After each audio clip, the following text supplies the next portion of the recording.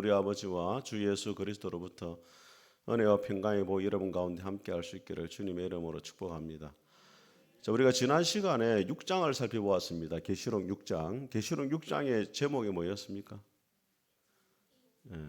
인을 떼심이죠. 여섯째 인까지 예수님이 떼시는 장면이 나오는데 그 인을 떼시는 분이 바로 어린 양 되신 예수님입니다. 그 인을 떼면서부터 이 세상의 모든 역사가 펼쳐진다는 것은 이 세상의 모든 역사를 누가 주관하시느냐? 예수님이 주관하고 계신다. 그걸 보여줍니다. 그런데 여섯째 인을 떼실 때 해가 검어지고 달이 핏빛으로 변하고 무화과나무가 떨어지는 것처럼 별들이 땅에 떨어져요. 그때 많은 사람들이 두려워하는데 뭘 두려워하느냐?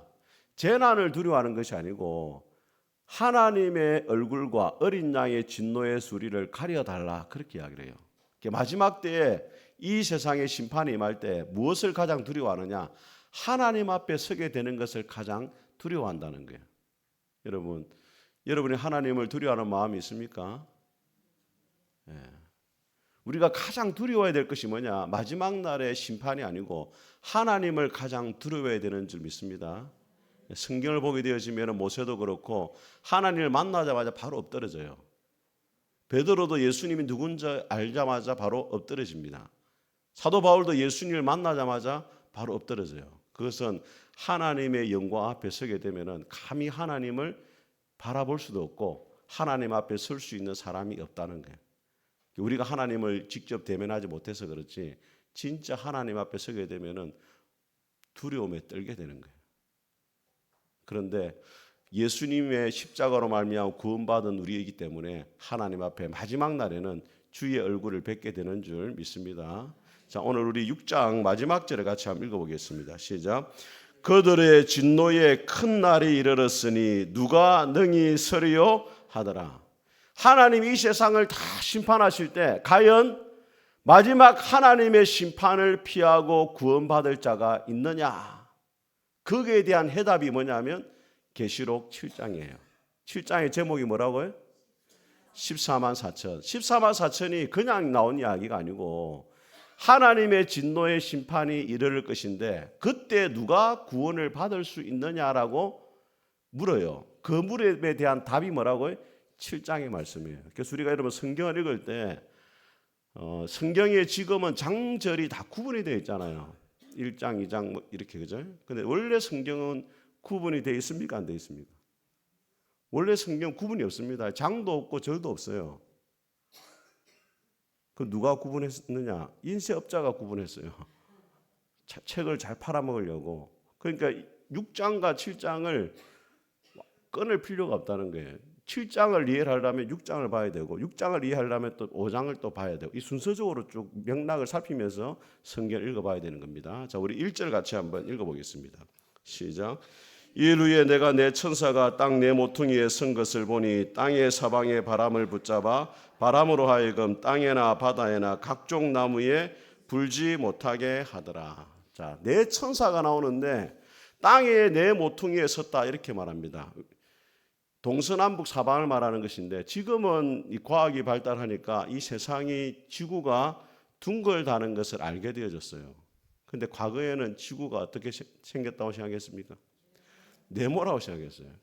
네모이기 때문에 땅에 네 모퉁이에 서 있다 이렇게 말한 거예요. 온 세상을 주관하는 천사들인데 그 천사들이 지금 하는 일이 뭐냐? 바람을 막고 있어요. 성경에서 바람은 뭐냐면 환란을 말하고 하나님의 심판을 말하는 거예요. 하나님이 이 세상을 심판하려고 하는데 잠시 보류하고 있단 말이에요. 그 역할을 누가 하고 있냐? 천사들이 보류를 하고 있어요. 왜 바람을 붙잡고 하나님의 심판을 막고 서 있느냐? 여러분 성경을 보게 되어지면 하나님이 이 세상을 심판하기 전에 반드시 하는 일이 뭐냐면 자기 백성을 구별하여 구원해내는 것을 먼저 해요. 노아 홍수 심판 때 하나님이 노아를 선택해 가지고 뭘 만들게 합니까? 방주를 만들게 해가지고 노아 가족을 구원하잖아요. 창세기 19장에 소돔과 고모라를 하나님 심판할 때 소돔과 고모라를 심판하기 전에 먼저 누구를 구해냅니까? 롯의 가족들을 구원해내죠. 출애굽기 또 14장에 보게 되어지면은 이스라엘 백성들이 애굽에서 10가지 재앙을 받기 전에 하나님이 문지방과 설주에 어린 양의 피를 발라가지고 심판이 건너가도록 또 구원하죠. 여호수아 2장에 보게 되어지면 하나님이 여리고를 심판할 때 라합의 가정을 먼저 정탐꾼을 보내가지고 붉은 줄을 매달게 해가지고 또 구원해내죠. 하나님이 이 세상을 심판하기 전에 반드시 뭐 하시느냐? 자기 백성을 보호하시고 구원하신 역할을 먼저 하신다는 거예요. 그것이 오늘 7장 1절의 말씀이에요. 어떻게 보호하시느냐? 우리 2절과 3절을 같이 읽어보겠습니다. 2절과 3절 같이 읽겠습니다. 시작. 또 봄에 다른 천사가 살아계신 하나님의 인을 가지고 해 돋는 데서부터 올라와서 땅과 바다를 해롭게 할 권세를 받은 내 천사를 향하여 큰 소리로 외쳐 이르되 우리가 우리 하나님의 종들의 이마에 인치기까지 땅이나 바다나 나무들을 해하지 말라 하더라. 자, 여기 보면은 하나님의 인을 친다 되어 있습니다. 인을 친다는 것은 뭘 말하느냐? 두 가지 의미가 있어요. 하나는 뭐냐면 소유권을 말하는 겁니다. 여러분 우리 뭐 표현이 그렇지만은 돼지를 잡거나 소를 잡을 때 반드시 뭐가 찍혀 있습니까?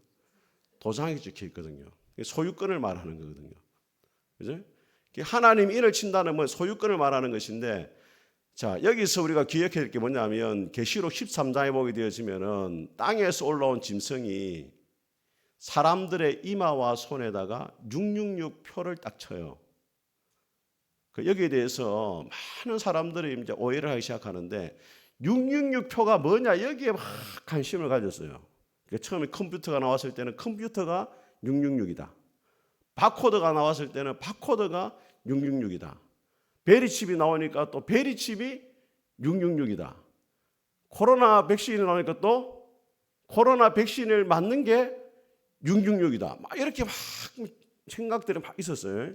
그런데 중요한 것은 뭐냐? 666 표가 뭐냐가 중요한 게 아니에요. 사실은 666 표를 받았다는 것이 뭐냐면 짐승과 우상 숭배자에 속했다 이걸 말하는 거예요. 어디에 소속이냐가 계시록에서 강조하고 있는 겁니다. 666 표를 받았다는 것은 우상에게 속한 자가 되는 것이고 짐승에게 속한 자가 되는 것이고 사탄에게 속한 자가 되는 것이다. 이게 강조점이에요. 이걸 놓치면 안 돼요. 표가 뭐냐가 중요한 게 아닙니다, 여러분. 표를 받는다는 것은 누구의 소유가 되느냐? 666 표를 받았다는 것은 누구 소유가 되는 거라고요? 결과적으로는 사탄의 소유가 되는 것을 말해요.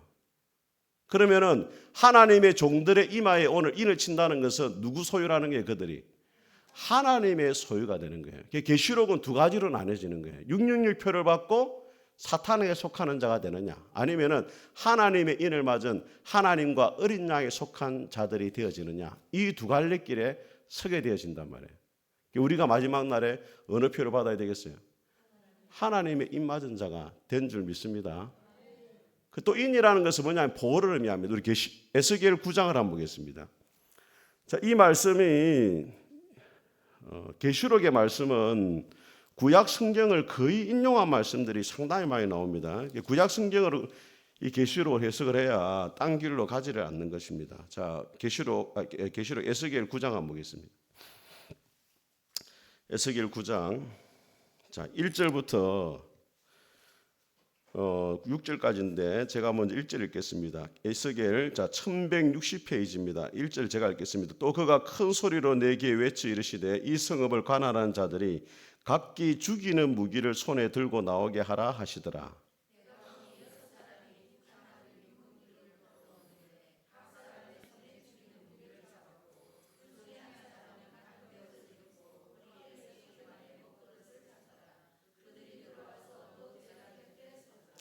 자, 6사람이 죽이는 무기를 들고 오는데 한 사람이 뭘 갖고 있습니까?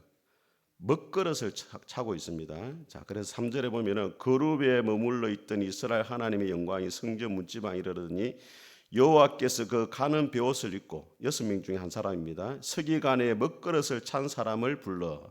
자, 같이 읽는 시작.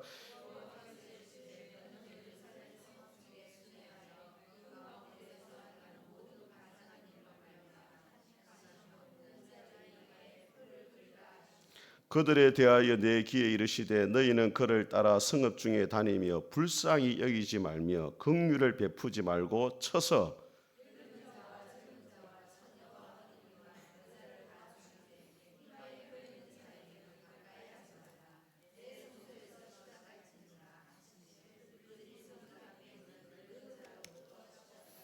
자, 여러분 보세요. 에스겔 이 9장의 말씀은 하나님이 예루살렘을 심판하시는데 심판하기 위해서 몇 사람을 부릅니까? 6사람을 부르는데 그 중에 한 사람이 서의간 옷을 입고 먹그릇을 찼어요. 이 사람이 하는 일이 뭡니까? 우상 숭배 때문에 가슴에 아파가지고 울며 통곡하는 사람들, 하나님의 진정한 백성들의 이마에 뭐냐면 표를 걸어요. 그리고 그 표가 걸어진 사람은 심판에서 제외되고 표가 없는 사람은 다 하나님이 심판하시는 거예요. 그 에스겔 9장의 말씀을 그대로 인용한 게 뭐냐면 요한계시록 7장이에요. 그 7장의 말씀을 구약의 배경에서 이해를 해야 되는 겁니다. 그러니까 이것을 인을 맞는다는 것을 이만희는 신천지 안에 들어와야 된다, 그렇게 이야기를 해요. 전혀 이 성경을 바르게 해석하지 못하는 겁니다. 또 인을 맞는 것을 뭐라 말하냐면 이만희가 전하는 계시록의 말씀을 듣는 자가 인을 맞는 것이다, 이렇게 해석을 해요. 그 성경에 그런 말이 없습니다, 여러분. 이것은 인을 맞는다는 것은 하나님이 심판 가운데 자기 백성을 보호한다 이거예요. 지금 여러분 계시록의 말씀을 듣고 있는 7교회가 로마로부터 엄청난 핍박 가운데 과연 교회가 어떻게 될 것인가? 이러다가 교회가 환란의 바람 가운데 사라지는 것이 아닌가? 두려워 떨고 있는데 하나님이 계시록의 말씀을 통해 가지고 로마가 아무리 너희를 핍박하고 환란 가운데 있어도 하나님께서 반드시 환란의 바람을 막으시고 너희들을 환란 가운데 보호해 주신다. 이 메시지를 하고 싶은 거지. 뭐 베리칩이 어떻고 이걸 지금 이야기하는 게 아니에요. 이 계시록의 말씀은 철저하게 7교회에 주신 말씀으로 먼저 해석을 하고 오늘날 우리에게 뭘 해야 돼요? 적용을 해야 된단 말이에요. 환란의 바람이 불기 전에 반드시 교회를 하나님 뭐 하신다? 보호해 주신다. 믿습니까, 여러분? 예, 우리가 살아가다 보면 인생에도 바람이 많이 불잖아요. 예, 제가 힘들 때 읽었던 책이 있어요. 김병년 목사님의 바람이 불어도 좋아라는 IBP에서 나온 건데 책이 있더라고요. 바람이 불어도 좋아. 얼마나 제목이 은혜가 되더라고. 예, 왜냐하면 내 인생에만 바람이 부는 것이 아니구나. 모든 인생에 다 바람이 부는구나. 여러분 보니까 얼굴에 바람 많이 맞은 거 얼굴이죠. 인생에 바람이 얼마나 많이 불어요. 물질의 어려움에 바람이 불어오죠. 또 인간관계에서도 바람이 불어오죠. 때로는 예기치 않는 사고와 질병의 바람이 불어오잖아요. 이분의 책에 보면서 제가 크게 은혜 받은 말씀이 딱 있어요. 그게 뭐냐면 하나님께서 왜 우리 삶의 인생의 바람을 불게 만드시느냐. 인생을 성숙하게 만드시기 위해서인데 인생이 성숙하고 철이 드는 사람은 3가지 실망을 한대. 실망. 첫째는 뭐냐면 자기한테 실망하는.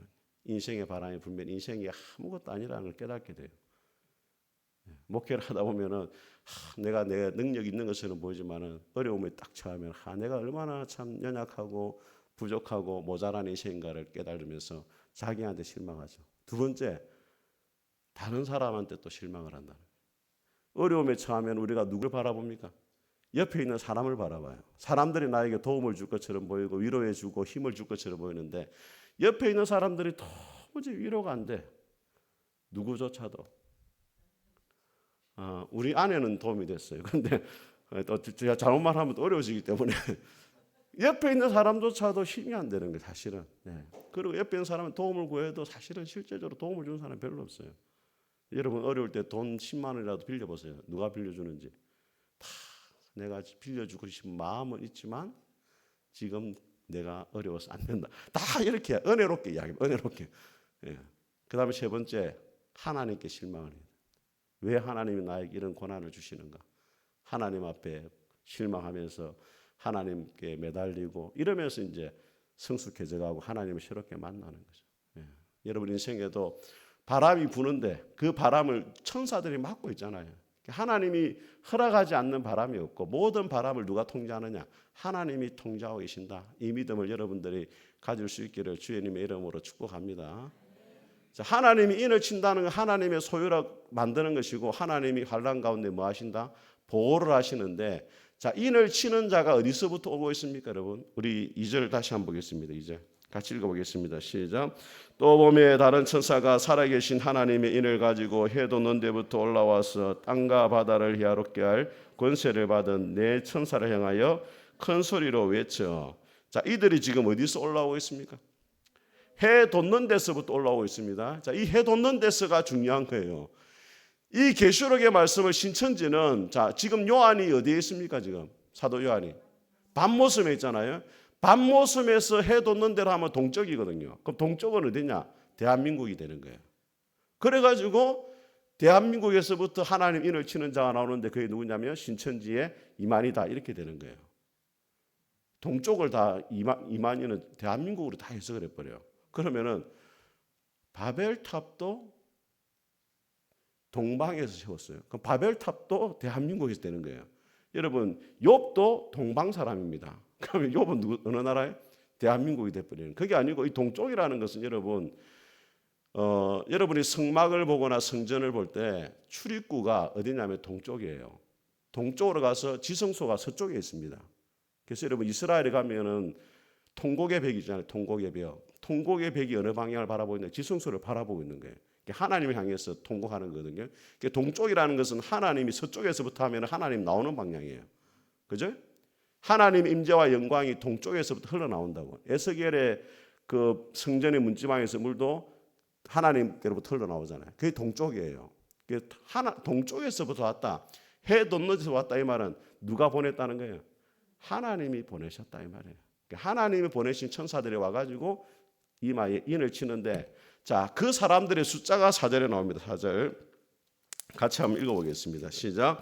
내가 인침을 받은 자의 수를 들으니 이스라엘 자손의 각 지파 중에서 인침을 받은 자들이 14만 4천이니. 자, 여기 보게 되어지면 몇 명이 나옵니까, 여러분? 14만 4천인데 이스라엘 중에 인침 받은 자가 14만 4천이 이렇게 되어 있으니까 자, 이것을 두고서 이제 가장 대표적인 두 해석이 있습니다. 이것이 육적인 이스라엘이냐 아니면은 영적인 이스라엘을 말하느냐 이걸 가지고 이제 계시록 해석이 완전히 달라져요. 여러분은 어떻게 생각합니까?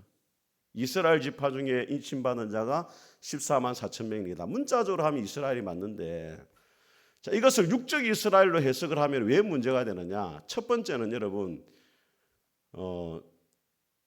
이스라엘의 지파를 제일 먼저 12지파를 계수한 때가 이제 민수기 1장에 나와요.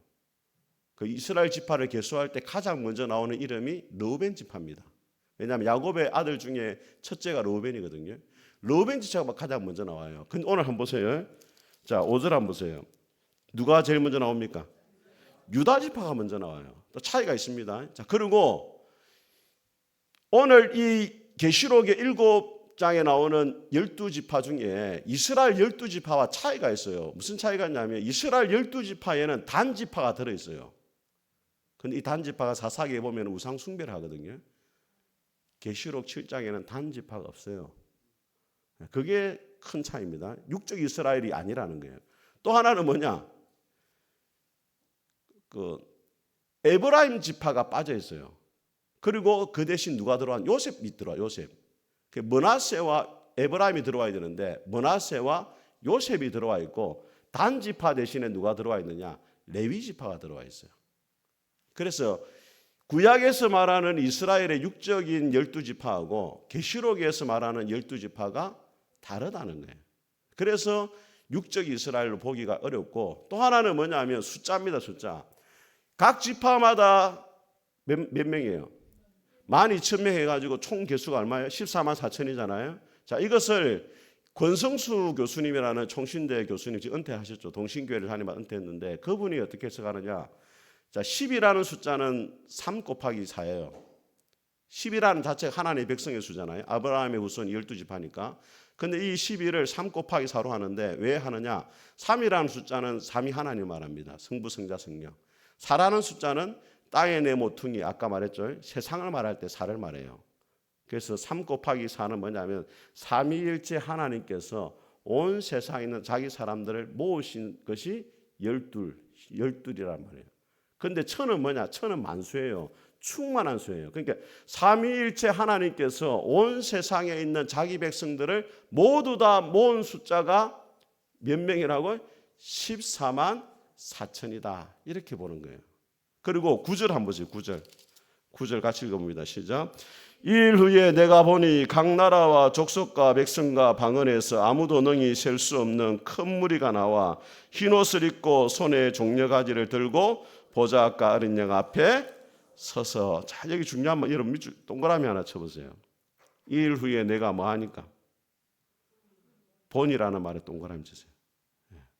이 중요한 말입니다. 이 계시록에서는 아주 중요한 말이에요. 자, 2일 후에 내가 보니까 각 나라와 족속과 백성과 방언에서 아무도 능히 셀 수 없는 큰 무리가 나왔다는 거예요. 자, 그런데 4절을 보세요. 4절.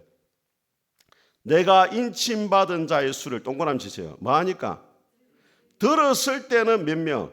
14만 4천이었고 9절에 보니까 각 나라와, 이스라엘이 아니고 각 나라와 족속과 백성과 방언에서 아무도 능히 셀 수 없는 무리가 나와 있더라 이 말이에요. 아시겠죠?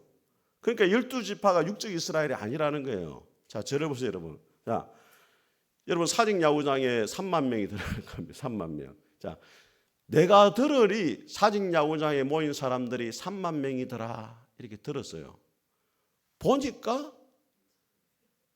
해운대와 수영과 동래와 사직동에 모인 자들이 허다하더라 이 말이에요. 그러니까 요한이 들었을 때는 14만 4천인데 눈을 들어 보니까 각 나라와 족속과 백성과 방언에서 허다한 무리가 모여 있더라.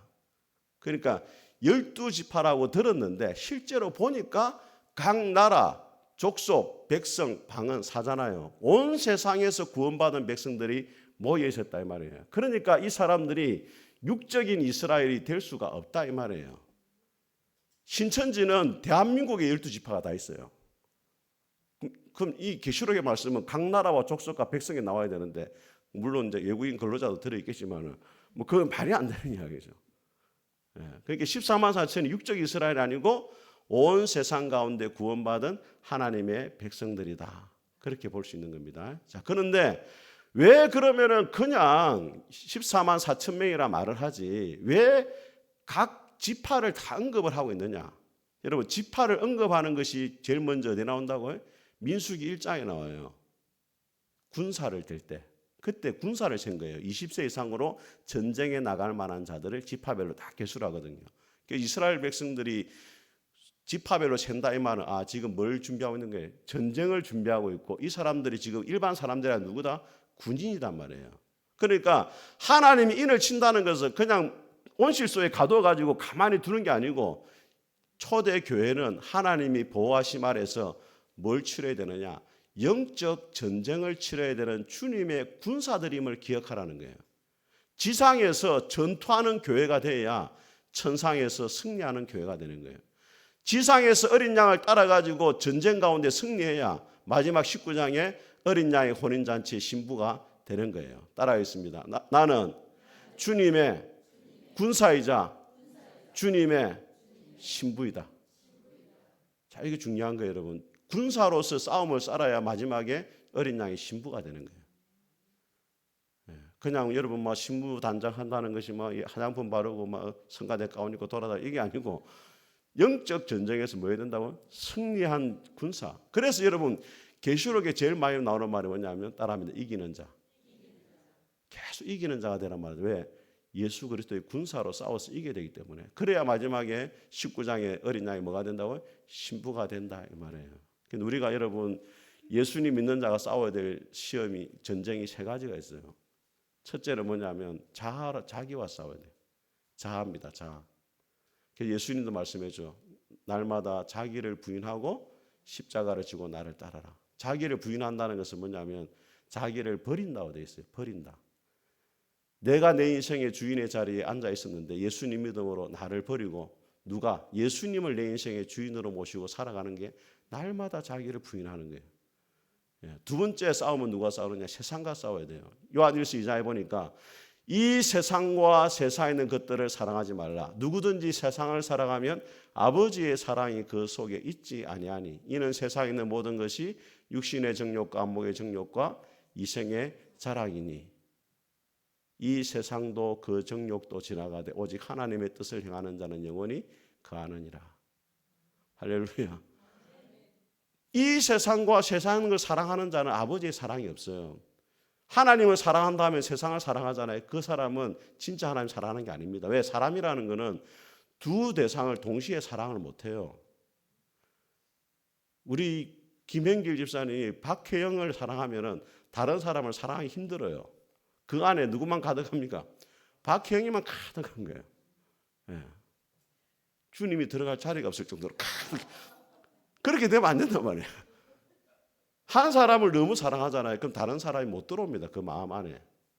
세상과 하나님을 동시에 사랑하지 못해요. 그래서 우리가 싸워야 될 대상, 첫째는 자기와 싸워야 되고, 두 번째는 세상과 싸워야 되고, 세 번째 뭐냐? 마귀와 싸워야 돼요. 마귀와 싸워야 돼요. 그래서 영적 전쟁을 하는 거예요. 마가복음 16장에 말합니다. 믿는 자에게 이러한 표적이 따르니 저희가 내 이름으로 뭘 쫓아내고 귀신을 쫓아낸다. 여러분, 마귀와 우리는 사실은 우리가 마귀를 이길 수 없어요. 그런데 권세를 누가 가지고 있기? 예수님이 권세가 있기 때문에 예수님의 이름으로 마귀를 대적하여 물러가는 줄 믿습니다. 여러분, 아무리 큰 덤프 트럭이라도 수십 톤의 덤프 트럭도 경찰 옷을 입은 사람이 딱 손을 들면 서야 돼요. 그게 권세예요, 권세. 감당이 안 되는 거예요. 힘하고 권세하고 달라요. 힘이 있어도 권세 앞에 눌리는 거예요. 우리는 약하지만 예수님의 이름이 권세가 있기 때문에 예수님 이름만 부르면 사탄이 벌벌 떠는 줄 믿습니다. 이 세 가지 싸움에 승리해야 주님의 군사가 되어지는데, 자, 디모데후서 2장에 뭐라 말하냐면 우리는 그리스도의 좋은 병사로 나와 함께 고난을 받아라 주님이 말하면서, 병사로 다니는 자는 자기 생활에 매이는 자가 없나니 이는 부르신 자를 기쁘시게 하려 함이라, 이렇게 말합니다. 병사의 세 가지 태도를 말해요. 첫째는 뭐냐면 나와 함께 뭘 받아라? 고난을 받는 거예요. 여러분, 인을 친다는 것이 전혀 삶에 고난이 없다 이걸 말하는 게 아니에요. 고난 중에도 그 영혼은 구원하신다 이 말이에요. 서대반 집사님이 복음을 전하다가 돌에 맞아 죽잖아요. 고난이 없는 게 아니에요. 예수님 믿는 삶에 고난이 없다, 이거 다 거짓말입니다. 여러분, 믿으면 더 고난이 있어요. 안 믿는 사람들을 괴롭히면 당하잖아요. 세상 가운데 살아가기 힘들어요. 더 큰 고난이 있지만은 마지막 날 주님의 심판은 피할 수 있도록 하나님이 보호하신다는 거예요. 자, 우리 계시록 7장 뒤에 한번 보세요. 14절 같이 한번 읽어보겠습니다. 14절. 내가 말하기를 내 주여 당신이 아시나이다 하니 그가 나에게 이르되 이는 큰 환난에서 나오는 자들인데 어린 양의 피에 그 옷을 씻어 희게 하셨느니라. 자, 보세요. 14만 4천이 어디서 나왔다고요? 환난에서 나왔다. 환난을 당하지 않은 게 아니고 환난을 겪었지만 그 환난 가운데 하나님이 보호하셨다 이 말이에요. 그래서 주님의 군사는 주님과 함께 고난받는 자리로 가야 되고, 두 번째, 좋은 병사는 자기 생활에 매이지 않는다 그렇게 말해요. 계시록 14장을 한번 보겠습니다. 계시록 14장. 자, 14만 4천 명이 부르는 노래가 되어 있는데 4절을 한번 읽어보세요. 4절 시작. 이 사람들은 여자와 더불어 더럽히지 아니하고 순결한 자라 어린 양이 어디로 인도하든지 따라가는 자며. 자, 밑줄 거세요. 어린 양이 어디로 인도하든지 따라간다. 자기 생활에 매이는 게 아니고 주님이 인도하는 대로 가는 거예요. 그게 주님의 군사된 모습입니다. 세 번째는 뭐냐? 부르신 이를 기쁘시게 하는 거예요. 자기 영광을 위해 살아가는 게 아니고 주님의 기쁨과 주님의 영광을 위해 살아가는 것이 주님의 군사된 자격입니다. 세 가지 말씀드렸죠. 첫째, 우리의 싸움은 자기와 싸우고 세상과 싸우고 마귀와 싸워야 되고, 주님의 좋은 군사가 되기 위해서는 주님과 함께 고난을 받는 자리로 가야 돼요. 예수님 믿는 게 너무 편해도 안 됩니다. 여러분, 그거 예수 믿는 게 아니에요. 고난이 있어야 돼요. 삶의 고난이. 두 번째 뭐예요? 자기 생활에 매이지 않는 겁니다. 어린 양이 어디든지 따라가고, 세 번째는 부르신 이를 기쁘시게 하는 거예요. 그게 주님의 좋은 군사입니다. 저는 우리 푸른숲 교회 모든 성도들이 주님의 인을 맞은 자로서 주님의 군사로 살아감으로 마지막 때에 주님의 순결한 신부가 될 수 있길 주님의 이름으로 축복합니다. 우리 같이 한번 찬송하겠습니다.